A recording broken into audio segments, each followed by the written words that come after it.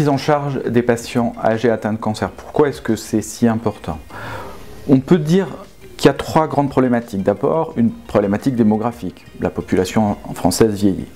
Une problématique épidémiologique. Le cancer est une maladie du vieillissement et nous avons à prendre en charge de plus en plus de patients âgés atteints de cancer. Actuellement, à peu près un tiers des cancers sont diagnostiqués chez les plus de 75 ans.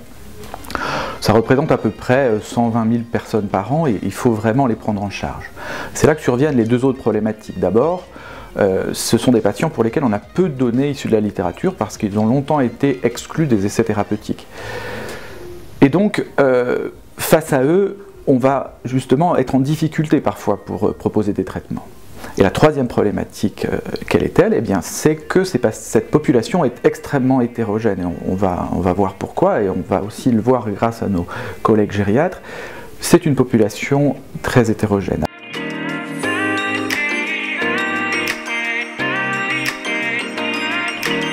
Comment appréhender la notion de l'âge en oncogériatrie?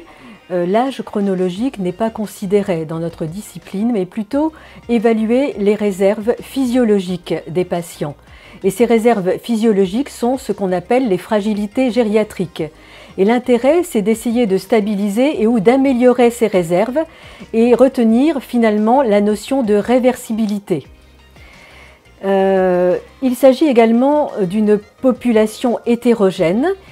Vous connaissez des patients vivant à domicile, autonomes, qui ont des activités sociales comparables à des adultes plus jeunes. Et puis d'un autre côté, vous avez également des patients plus dépendants et résidant en EHPAD. Donc cette notion d'hétérogénéité est très importante dans notre discipline.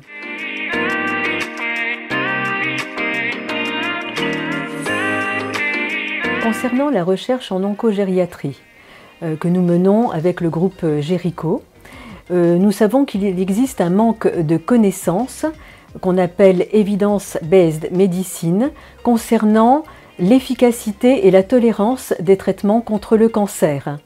Effectivement, souvent nous avons très peu de patients âgés inclus dans les essais thérapeutiques les concernant et la plupart des essais concernent souvent des patients autour de 65-70 ans. Et notre objectif dans le groupe Gérico, c'est d'inclure de plus en plus de patients plus âgés afin de mieux cerner leurs besoins en termes de traitement à visée oncologique.